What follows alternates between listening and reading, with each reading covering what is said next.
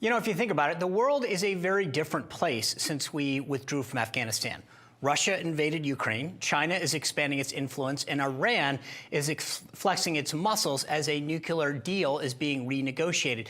It's begging the question, did the botched withdrawal from Afghanistan embolden America's adversaries, and how can we regain our standing on the international stage? Joining us now to discuss is former State Department spokeswoman Morgan Ortagus. Morgan, good to see you. So let me ask you, how much did that botched withdrawal have to do with changing our standing on the world stage? I think it was everything, Sean, because it was the signal to the world that we were willing to abandon our commitments. Not only that we were willing to abandon our allies, because we have so many Afghans that fought alongside with us over the years that remained behind. We left Americans behind. And I don't remember, Sean, in our history, even in Vietnam, where we evacuated our country and we left Americans behind. We still don't have anyone in this administration that has gone on the record in front of Congress under oath to say just how many Americans are still there. And as we know, we're coming near the end of remembering the one-year anniversary of the 13 brave Americans that we lost in that botched withdrawal. You know, I mentioned this earlier, but the administration is trying to re-engage Iran. I don't know how anybody could think that that's a good idea. For a million reasons. But just this week, Iran was caught trying to steal a U.S. Navy drone.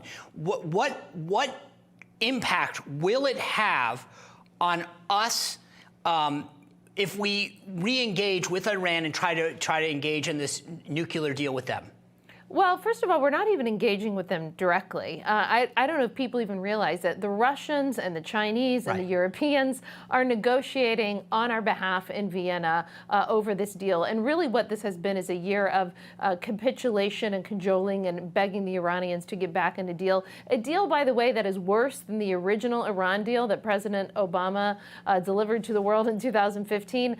This deal does not prevent Iran from getting a nuclear weapon. What does it do? It kicks the can down the road. It makes it someone else's problem. And as you know, in the Trump administration at the State Department, we delivered the maximum economic pressure campaign against Iran. We did want to get them back to the negotiating table, but we wanted to negotiate with them from a position of strength, and we wanted to have leverage. This administration has squandered the leverage that we gave them, and they've produced a bill that, a potential deal that in fact is even worrying moderate Democrats in Congress. Schumer did not vote for this first deal. I don't know if he'll be with this one, but I think you're going to see Menendez and other moderate Democrats start to speak out on this deal if this administration does in fact try to get in the coming weeks. I just can't believe this signal that we're sending. We botched the deal with Afghanistan. We're getting back into a deal with Iran. We're soft on China, frankly. We go buy all our PPE from them. I mean, if you're an adversary of ours, I think it's a very interesting message. I do want to get to this. I know the last few days you took a bunch of folks down to the border.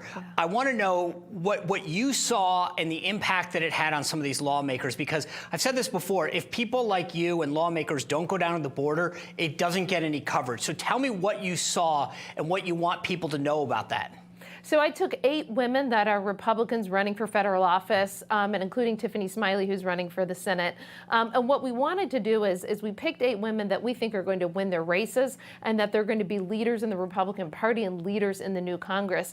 Listen, you can't make good legislation without going down and seeing these problems firsthand. And I think it's very telling that Biden and his vice president do not go down to the border. If they did, they would see what I did. One of the things, I have the video on my phone, Sean, when we were doing some advance work, is we watched this during the middle of the day. The smugglers put ladders up on the border wall fence, a smaller portion of it. We watched people climb over, and then we watched the smugglers take the fence away. So the White House press secretary said, I think it was earlier this week, that it's not like they just walk over the border. It's exactly what we observed happen.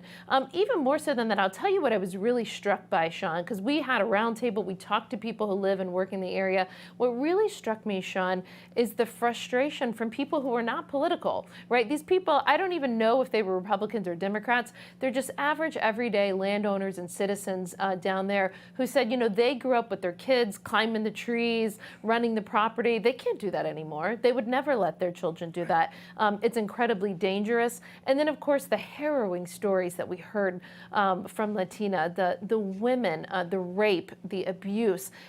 Sean, this is heavy, but they actually found a rape tree. What is a rape tree? Is a tree of women's undergarments that the smugglers and the cartels hung in that tree to brag about what they did to these women who thought they were trying to come to the United States for a better life.